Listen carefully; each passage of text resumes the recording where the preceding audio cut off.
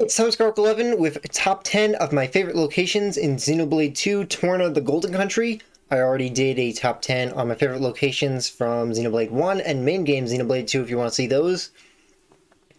So this time some of them will be ordered. Most of these are not particularly ordered, like more of a rough order, not strict, but the last three are strictly ordered from third favorite, second favorite, first favorite. So for number 10 is the Outriders Forest Trail, the space leading into the Tornan capital of Oresco. So since Torna is much smaller, it was a lot easier to pick favorites and pick the top favorites compared to the much larger main game. So Outriders Forest Trail, pretty small area, and most of the areas in Torna are pretty small, but just a cool little forest area. Number 9, the Ancient Lake Bed. This one's mainly chosen for how cool it is with the, I don't know, whatever those rock spires are that are coming up over the lake. It's also interesting in this area how you can expand the lake once you use the field check. So, a bit interesting how you can change the area a little.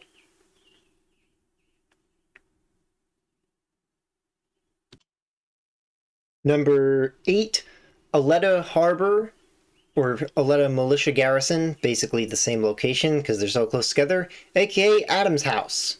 He's just got a nice house.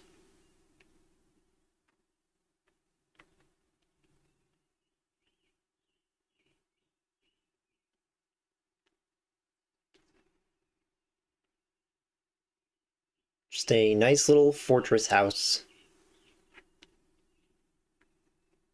Also, you can see Oresco from here.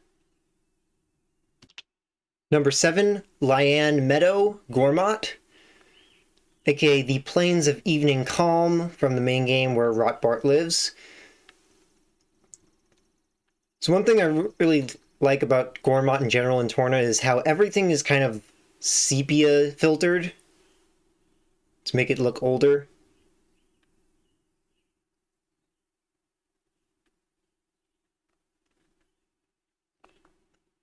So this is more about just Gormott in general is why this location is chosen, just because it shows off the overall look of Torna version of Gormott.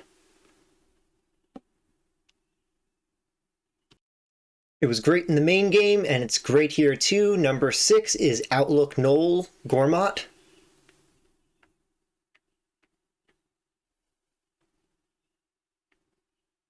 Same great view of Gormott as a whole.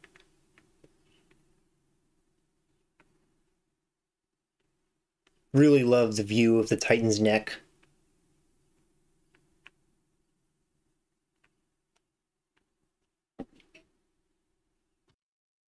The very first area you see in Torna, they went so hard designing this location. Lasaria Woodland. Just the incredible amount of detail.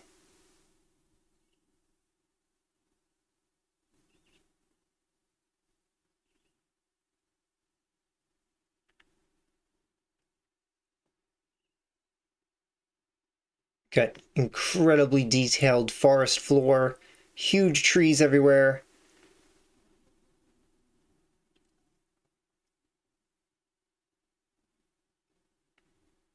Honestly, Torna is so small overall, probably because they put so much of the budget for the map into designing just this one location.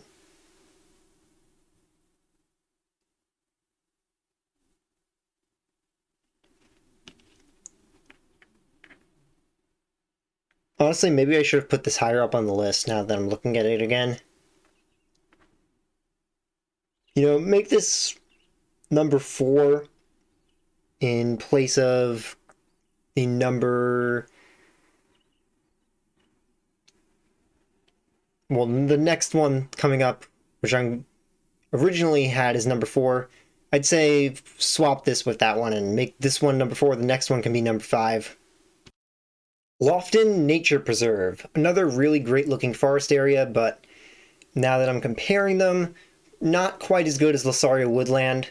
So this is actually number 5, and Lasaria Woodland can be number 4. Both really amazing looking forest areas though. But the level of detail and the huge trees of Lasaria Woodland make it just a bit better.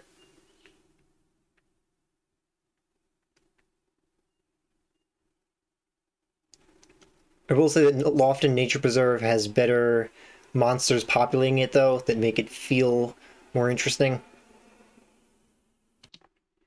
Number 3 is the unnamed area below the Soaring Rostrum. There's this whole huge section with not really much in it, just a couple of chests and one batch of enemies. For the most part, this is a pretty empty area, but you get amazing views from it. You can see out across the entire Dana region and over to Oresco from here.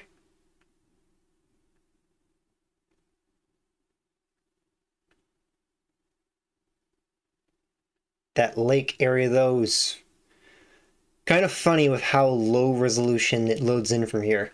Like, everything else looks much more detailed for some reason, except for that lake.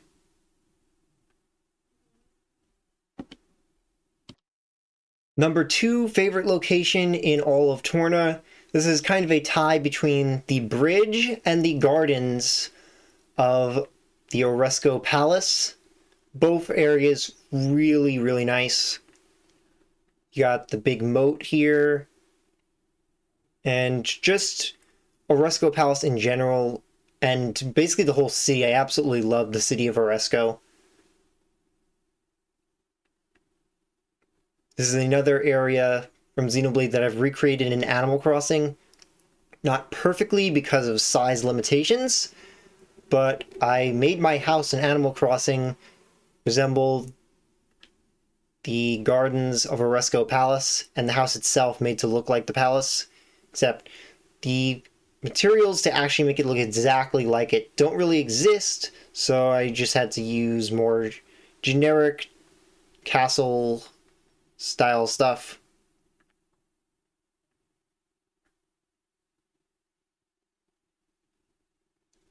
But yeah, just this whole area is really beautiful.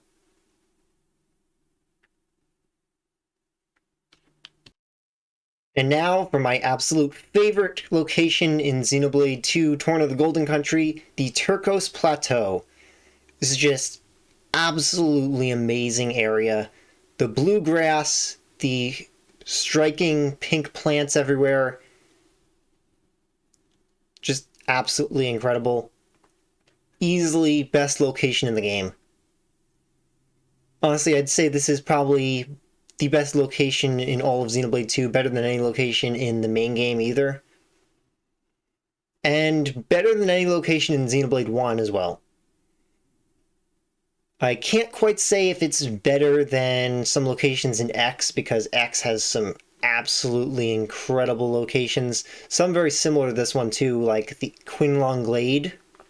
But between all the locations in Xenoblade 1 and 2, this takes it for the best location, at least visually. I mean, there's not really much to do here, but it just looks incredible. And the bluegrass, just... I love bluegrass. Bluegrass.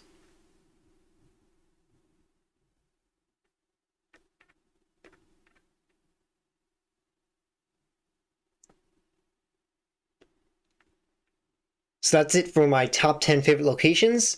This will be my last Xenoblade 2 video for quite a while, since Xenoblade 3 is coming out very soon. I have some other ideas for Xenoblade 2 videos that I'll get back to at some point, but not anytime soon since we have 3 coming out. So if you watched the end, then comment Blossom Dance down below, and see you next time!